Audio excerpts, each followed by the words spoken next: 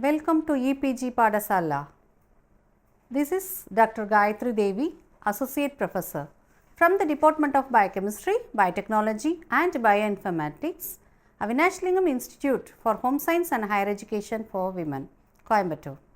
Today, we are going to see about the role of neurotransmitters.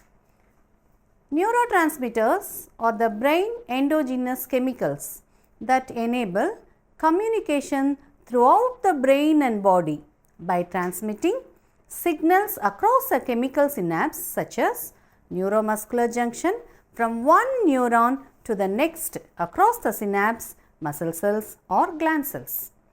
These are small molecules which are liberated by presynaptic neuron into the synaptic cleft and cause a modification in the postsynaptic membrane potential.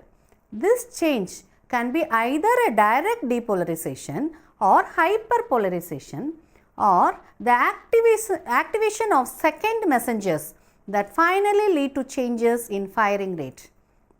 There are other molecules that act on the neuron and change its firing characteristics, but act from a distance and are not involved in synaptic transmission, and these are called neuromodulators.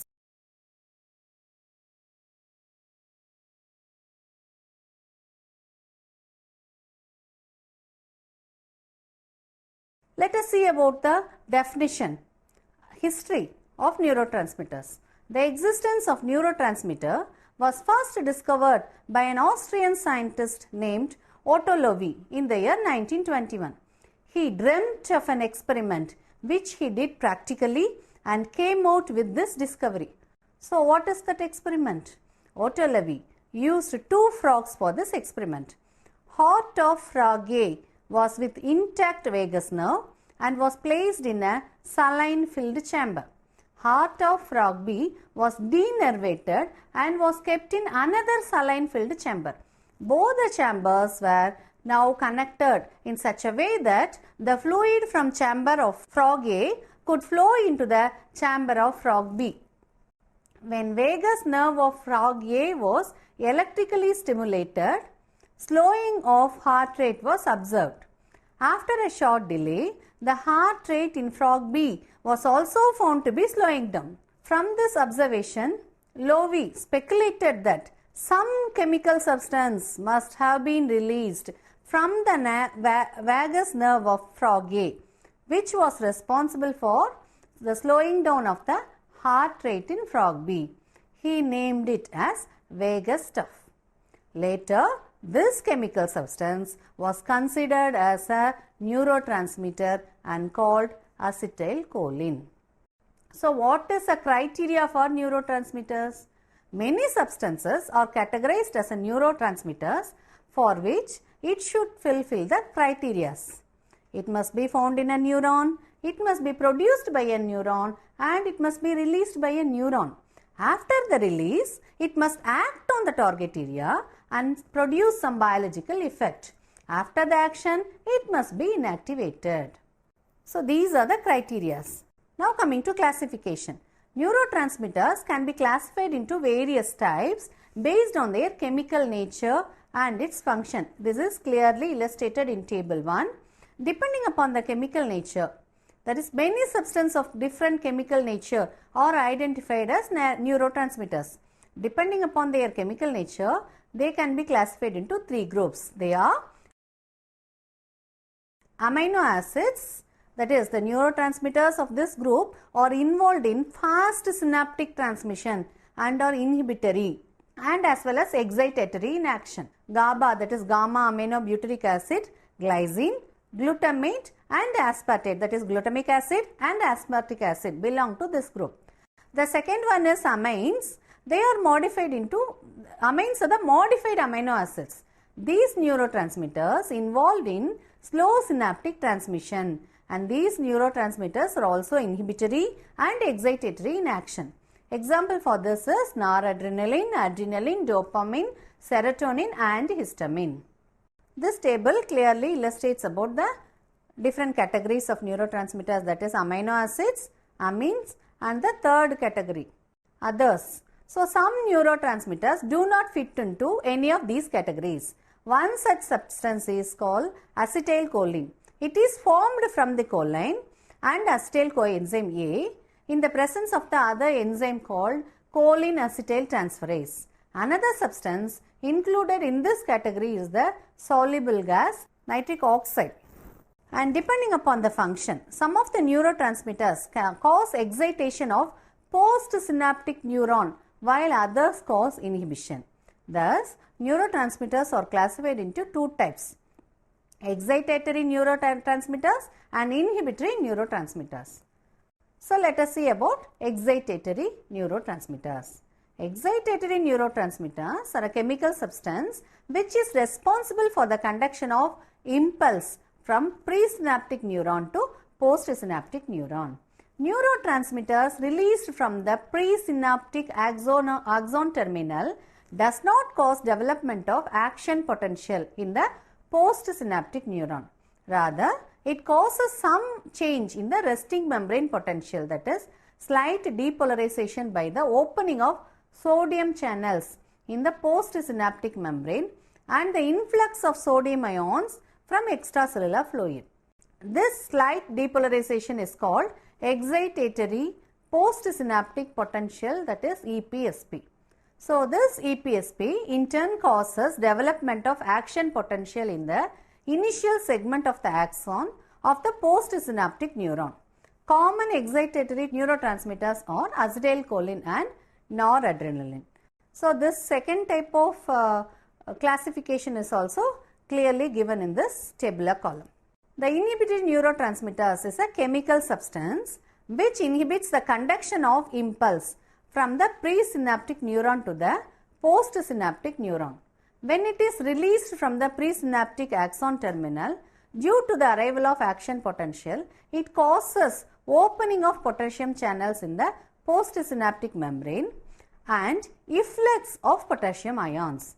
This leads to hyperpolarization, which is called the inhibitory postsynaptic potential, that is IPSP. When IPSP is developed, the action potential is not generated in the postsynaptic neuron. So, common inhibitory neurotransmitters are GABA, that is Gamma-aminobutyric Acid, and dopamine. Let us move on to the transport and release of neurotransmitters, how it is being happening. So, neurotransmitter that is produced in the cell body of the neuron, it is transported through the axon. At the axon terminal, the neurotransmitter is stored in small packets called vesicles. Under the influence of a stimulus, these vesicles open and release the neurotransmitter into synaptic cleft. It binds to specific receptors on the surface of the postsynaptic cell. Receptors are G proteins, protein kinase or ligand-gated receptors. Inactivation of the neurotransmitter. So, after the execution of the action, these neurotransmitters are inactivated by 4 different mechanisms. They are: it diffuses out of the synaptic cleft to the area where it has no action, or it is destroyed or disintegrated by specific enzymes. It is engulfed and removed by astrocytes, that is macrophages, and finally, it can be removed by means of reuptake into the axon terminal. So, what is happening in reuptake? Reuptake is a process by which the neurotransmitter is taken back from the synaptic cleft into axon terminal after execution of its action. So, reuptake process involves a specific carrier protein for each neurotransmitters. Now, let us move on to some of the important neurotransmitters. So, first one is acetylcholine. It is a cholinergic neurotransmitter and it possesses excitatory function. It produces the excitatory function by opening the ligand-gated sodium channels. And this acetylcholine substance is transmitted at the neuromuscular junction and synapse.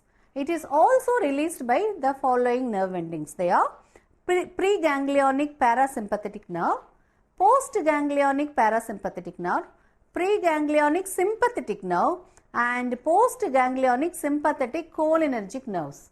Apart from that, the nerve supplying eccrine sweat glands, sympathetic vasodilator nerves in skeletal muscle, nerves in amacrine cells of retina and many regions of brain. Where is this acetylcholine synthesized? They are synthesized in the cholinergic nerve endings. The synthesis takes place in axoplasm and they are stored in the vesicles. It is synthesized from the enzyme acetyl coenzyme A and combines with choline in the presence of the enzyme choline acetyl transferase to form acetylcholine. It is given here in the figure, that is how the synthesis and breakdown of acetylcholine is taking place. So, what is the fate of the acetylcholine that is produced? Mainly, the action of acetylcholine is short-lived. Within 1 millisecond after the release from the vesicles, it is hydrolyzed into acetate and choline by the enzyme acetylcholine esterase. This enzyme is present in basal lamina of the synaptic cleft. And what are the receptors for acetylcholine? There are two types of receptors available through which the acetylcholine acts on the tissues, namely muscarinic receptors and nicotinic receptors. Reason for the terminology of these receptors are the poisonous substances from toadstools called muscarine acts on a specific group of receptors known as muscarinic receptors. Similarly, another substance called nicotine acts on a specific group of receptors known as nicotinic receptors. But acetylcholine acts on both the receptors. The muscarinic receptors are present in all the organs innervated by the postganglionic fibers of the parasympathetic system and by the sympathetic cholinergic nerves. Nicotinic receptors are present in the synapse between the preganglionic and postganglionic neurons of both sympathetic and parasympathetic systems. Nicotinic receptors are also present in the neuromuscular junction on membrane of skeletal muscles. Next, let us see about noradrenaline. Noradrenaline is a neurotransmitter in adrenergic nerve fibers. It is relieved from the following structures, that is postganglionic sympathetic nerve endings, cerebral cortex, hypothalamus, basal ganglia, brainstem, locus coeruleus in pons and spinal cord. In many places, noradrenaline is the excitatory chemical mediator and in very few places it causes inhibition. It is believed to be involved in dreams, arousal and elevation of moods. The next one is dopamine. It is secreted by the nerve endings in the basal ganglia, hypothalamus, limbic system, neocortex, retina, small intensely fluorescent cells in sympathetic ganglia. Dopamine, it possesses the inhibitory action. The prolactin inhibitory hormone secreted by hypothalamus is considered to be dopamine. Coming to serotonin, it is otherwise known as 5-hydroxytryptamine. Serotonin is synthesized from tryptophan by hydroxylation and decarboxylation. Large amount of serotonin, about 90%, is found in the enterochromatin cells of GI tract. Small amount of it is found in the platelets and nervous system. It is secreted in the structures like hypothalamus, limbic system, cerebellum, dorsal rough nucleus of midbrain, spinal cord, retina, GI tract, lungs and platelets. This is also an inhibitory substance and it inhibits the impulses of pain sensation in the posterior gray horn of spinal cord. It is supposed to cause depression of mood and sleep. Serotonin causes vasoconstriction, platelet aggregation and smooth muscle contraction. It also controls food intake. Next, we are moving on to histamine. Histamine is secreted in the nerve endings of hypothalamus, limbic cortex and other parts of cerebral cortex. It is also secreted by gastric mucosa and mast cells. Histamine is an excitatory neurotransmitter. It is believed to play an important role in arousal mechanism. Now, let us see about Gamma-aminobutyric acid, that is GABA. It is an inhibitory neurotransmitter in synapses, particularly in CNS.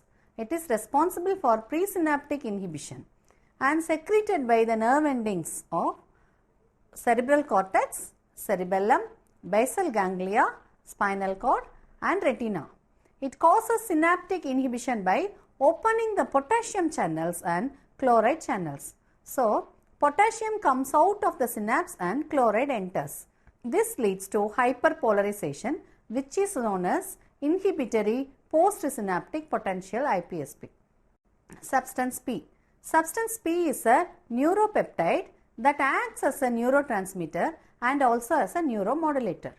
It is a polypeptide with 11 amino acid residues. It belongs to the family of 3 related peptides called neurokinin or tachykinins. The other peptides of this family are neurokinin A and neurokinin B, which are not a well-known like substance. Substance P is secreted by the nerve endings of pain pathway in spinal cord. It is also found in many peripheral nerves, different parts of brain, particularly hypothalamus, retina and intestine. It mediates the pain sensation. It is a potent vasodilator in CNS. It is also responsible for the regulation of anxiety, stress, mood disorders, neurotoxicity, nausea and vomiting. Nitric oxide. It is a neurotransmitter in the CNS, that is central nervous system. It is also an important neurotransmitter in the neuromuscular junctions between the inhibitory motor fibers of intrinsic nerve plexus and the smooth muscle fibers of GI tract. Nitric oxide acts as a mediator for the dilator effect of acetylcholine on small arteries. In the smooth muscle fibers of arterioles, thus nitric oxide activates the enzyme guanylyl cyclase, which in turn causes the formation of cyclic guanosine monophosphate, that is CGMP, from GMP. The CGMP is as a smooth muscle relaxant and it causes dilation of arterioles. Thus, nitric oxide indirectly causes dilation of arterioles. Peculiarity of nitric oxide is that it is neither produced by the neuronal cells nor stored in the vesicles. It is produced by non-neuronal cells like the endothelial cells of blood vessels. From the site of production, it diffuses into the neuronal and non-neuronal cells where it exerts its action. Now let us move on to neuromodulators. Neuromodulators are the chemical messengers which modifies and regulates the activities that take place during the synaptic transmission. These peptides do not propagate nerve impulses like neurotransmitters. Neuromodulators versus neurotransmitters, that is, when comparing to both, neuromodulators are distinct from neurotransmitters. The neurotransmitters propagate the nerve impulses through synapse, whereas neuromodulators modify and regulate the activities of synaptic transmission. Neurotransmitters are packed in small vesicles in axon terminals only. The following table clearly gives the distinction between both neurotransmitters and neuromodulators. But the neuromodulators are generally packed in large synaptic vesicles, which are present in all parts of the neuron like soma, dendrite, axon and nerve endings. Many neurons have one conventional neurotransmitter and one or more neuromodulators. Few peptides like substances P act as neurotransmitters and neuromodulators. Now we are moving on to the actions of neuromodulators. Neurotransmitters affect the excitability of other neurons or other tissues by producing depolarization or hyperpolarization through the receptors of ionic channels. But neuromodulators have diverse actions such as regulation of synthesis, breakdown or reuptake of neurotransmitters, excitation or inhibition of membrane receptors by acting independently or together with neurotransmitters, control of gene expression, regulation of local blood flow, promotion of synaptic formation, control of glial cell morphology and regulation of behavior. Generally, the neuromodulators are peptides. So, they are often referred as neuropeptides. Almost all the peptides found in nervous tissues are neuromodulators. They are classified into two types as non-opioid peptides and opioid peptides. First, let us see about non-opioid peptides. They are the peptides which act by binding with the G protein coupled receptors. These neuropeptides are also called as non-opioid neuromodulators. Whereas the opioid peptides are the one which binds to opioid receptors, and they are also called opioid neuropeptides or opioid neuromodulators. Opioid receptors are the membrane protein located in nerve endings in the brain and GI tract. They are of three types as mu, kappa and delta. These proteins are called opioid receptors because of their affinity towards the opiate or morphine, which are derived from opium. Opium is the juice of white poppy, that is Papaver somniferum. It is also used as a narcotic to produce hallucinations and induce sleep. Opiate also induce sleep. Morphine is a powerful analgesic, that is a pain reliever. So, both opiate and morphine have high medicinal values, but they are highly addictive. These two substances act by binding with the receptor proteins of the opioid receptors for the natural neuropeptides. Natural neuropeptides are called endogenous opioid peptides. The endogenous opioid peptides have opiate-like activity and inhibit the neurons in the brain involved in pain sensation. Opioid peptides are of three types. They are enkephalins, dynorphins and endorphins. Enkephalins, they are the natural opiate peptides recognized first in pig's brain. They are derived from the precursor proenkephalin, and these peptides are present in the nerve endings in many parts of the forebrain, substantia gelatinosa of brainstem, spinal cord and GI tract. Two types of enkephalins are known as leucine enkephalin and methionine enkephalin. Dynorphins, they are derived from prodynorphin. Dynorphins are found in hypothalamus, posterior pituitary and duodenum. Dynorphins are of two types as alpha and beta dynorphins. Next, we are moving on to endorphins. Endorphins are the large peptides derived from the precursor pro-opiomelanocortin. Endorphins are predominant in diencephalic region, particularly in hypothalamus and anterior and the intermediate lobes of pituitary gland. Three types of endorphins are recognized.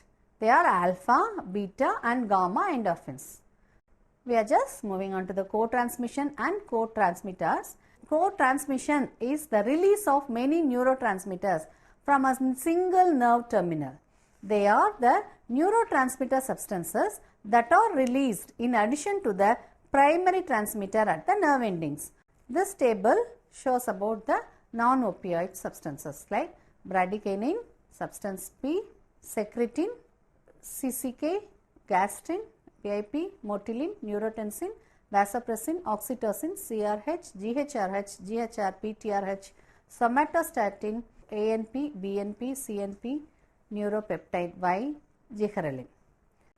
Hence, this module can be concluded by saying that the neurotransmitters are the endogenous chemicals produced in the cell body and are carried to the terminal synaptic cleft of the axon, where they are enclosed into vesicles and stay close to the synaptic region.